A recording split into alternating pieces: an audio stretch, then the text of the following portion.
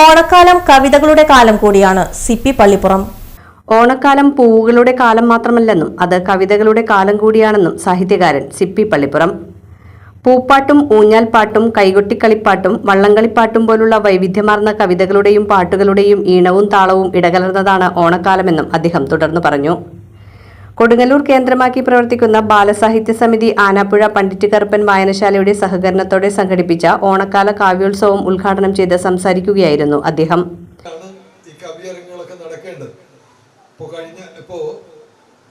പുരോഗമന കലാസാഹിത്യ സംഘത്തിന്റെ ഒരു പരിപാടി നമ്മുടെ എറണാകുളം ജില്ലയിൽ നടക്കുന്നുണ്ട്. അതിൽ പറവൂർ താലൂക്ക് ലൈബ്രറി യൂണിയൻ ഒരു ചായക്കടയിൽ കവിയരങ്ങ്, ചായക്കടയിൽ കവിതകൾ അവതരിപ്പിക്കുന്ന ഒരു പരിപാടി വളരെ ലോകത്ത് ശ്രദ്ധ തന്നെ ആകർഷിച്ചു എന്ന് പറയാം. കാരണം ഇത് ഒരു പുതിയ സംരംഭമാണ്. അതും അവിടെ ചായ കുടിക്കാനിരിക്കുന്ന ആളുകൾ മാത്രമല്ല, അതിൽ പോകുന്ന ആളുകളെല്ലാം അവിടെ തടിച്ചു കൂടുകയാണ്. അപ്പോൾ അങ്ങനെയുള്ള പുതിയ അനുഭവങ്ങളൊക്കെ ഉണ്ടായിക്കൊണ്ടിരിക്കുന്ന ഒരു കാലം, അത് മാറാൻ നിവൃത്തിയില്ല.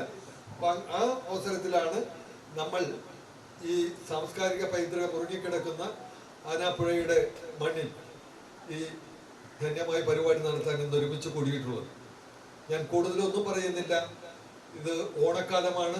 ഓണക്കാലം കവിതയുടെ ഒരു പൂക്കാലം കൂടിയാണ്. കവിതകൾ, എല്ലാവിധ കവിതകളും അരങ്ങ് തകർക്കുന്ന ഒരു കാലമാണ് പഴയ കാലത്തെ ഓണക്കാലം. അതിമനോഹരമായ പൂപ്പാട്ടുകളും ഊഞ്ഞാൽപ്പാട്ടുകളും അതുപോലെയുള്ള മറ്റു ഓണപ്പാട്ടുകളെല്ലാം നിറയെ ഉണ്ടായിരുന്നു. കൂന്നുള്ളാൻ പോയിരുന്ന കുട്ടികൾ പാട്ടും പാടിയിട്ടാണ്, കവിത ചൊല്ലിയിട്ടാണ് പോയിരുന്നത്.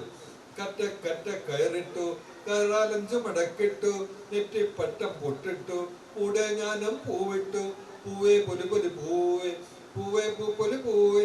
ഇതേപോലെയുള്ള പൂപ്പാട്ടുകൾ ഒന്നല്ല, 1000-ലേറെ പൂപ്പാട്ടുകൾ തന്നെ ഈ ഓണക്കാലത്ത് പാടിയിരുന്നു എന്നാണ് ഡോക്ടർ പി പുഷ്പാങ്കദന്റെ ഒരു തെസിസിൽ പറയുന്നത്.